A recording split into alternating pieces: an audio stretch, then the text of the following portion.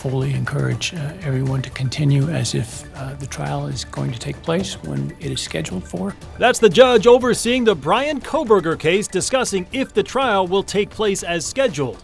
We'll break down what happened in court today. As wind dies down and fire danger subsides, we're looking at the chance of rain arriving this weekend. She grabbed her 4 kids and we got out of here. A fast-moving brush fire prompts a large response and evacuation orders. Tonight, a recap of what happened and reaction from people who were forced from their homes.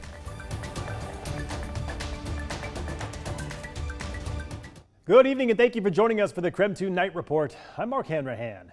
Tonight, neighbors in Mead are breathing a sigh of relief after a wildfire forced several from their homes near Park Smith Drive earlier tonight. KREM 2's Connor McAvoy was out there today and spoke with neighbors who say the situation was like one they'd never had before. Spokane County fire officials have lifted all evacuations here in Mead for the 1-acre Park Smith fire.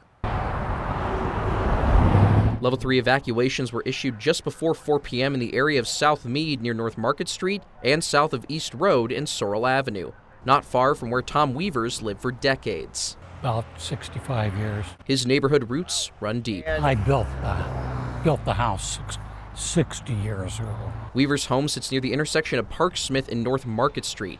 With the fast-moving brush fire burning nearby, he got word he had to evacuate. He says his daughter sprang into action. We have 8 people in the family who are living here, so she grabbed her 4 kids and we got out of here. Weaver himself stayed behind to move his family cars at a command center adjacent to Spokane County Fire District 9, District 4, and the Department of Natural Resources just across the street from his home. Firefighters say 24 units responded, including a plane flying overhead. The fire was contained to 1 acre just before 5 p.m., and no structures were damaged. All evacuations were lifted by 6 p.m. The cause of the fire is being investigated by DNR.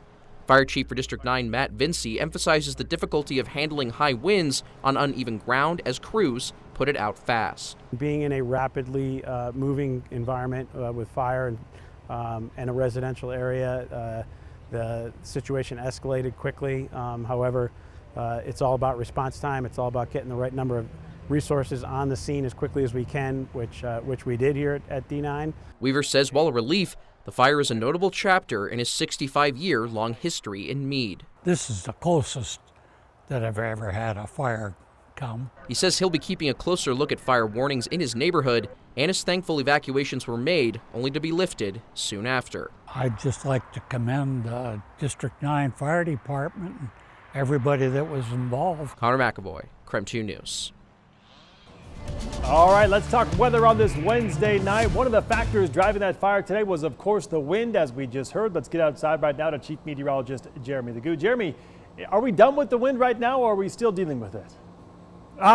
We're pretty much done. Mark, still a little bit of light wind out here on the back patio, but not much. Out of the west-southwest at 9 miles per hour. It is a little bit cooler, and as those temperatures drop, our relative humidity increases because we have the same amount of moisture in the atmosphere. Temperatures sitting in the 60s, pretty uniform, and that's thanks to the wind and the moisture in the atmosphere. Basically, all that wind just stirs things up, so temperatures stay more uniform. When you have those pockets where wind's not blowing as hard, you get that radiational cooling that happens quite quickly. Wind will continue to die down over the night, but we eventually have our storm working its way toward us. That brings us a decent chance of rain. Hear me out.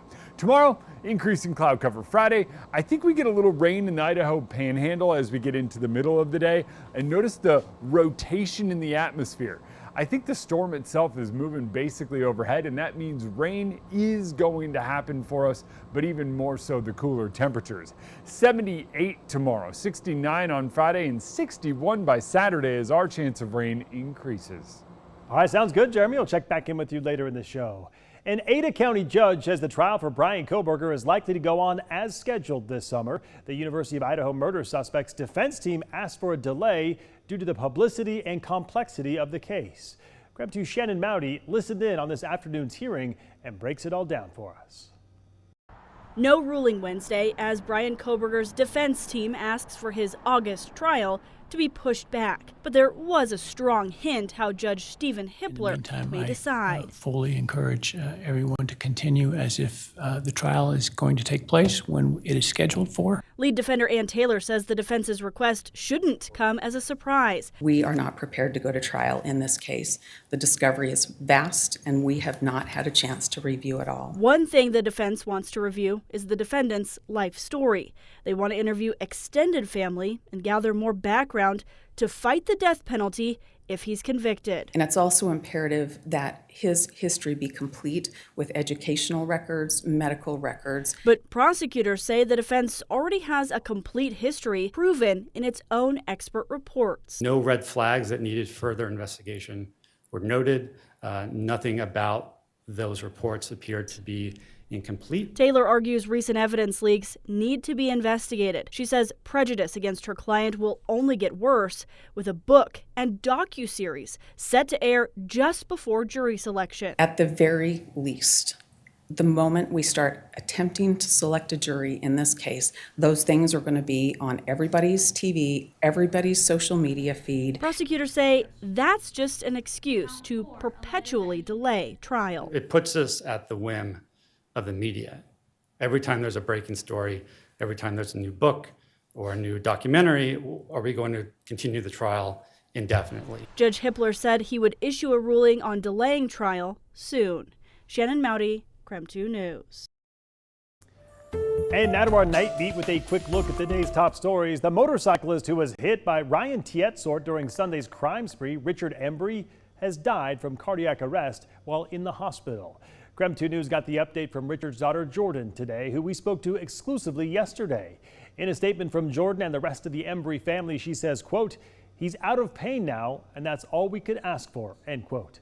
The GoFundMe, originally started to help the Embry family with medical expenses, will now be used for funeral expenses.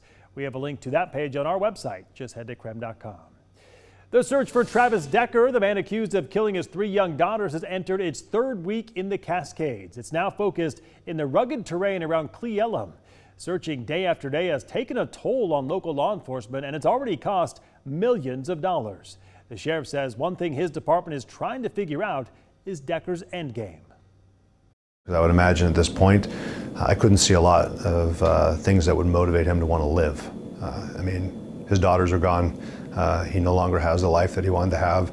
So we put that question out towards him. I've made it very clear I don't want anything bad to happen to him. We certainly hope that we can find him, take him into custody without incident, and then put him in our court system. But at this point, if he's continuing to push and try to evade us, I'm not sure why. Just yesterday, the sheriff's office released these pictures showing how Travis Decker may have altered his appearance. Tips have come in about sightings from Canada all the way to Texas. You are still advised to call 911 if you have information on his whereabouts, and there is still a $20,000 reward for information leading to his arrest. And a public memorial service will be held for Peyton, Evelyn, and Olivia Decker this Friday.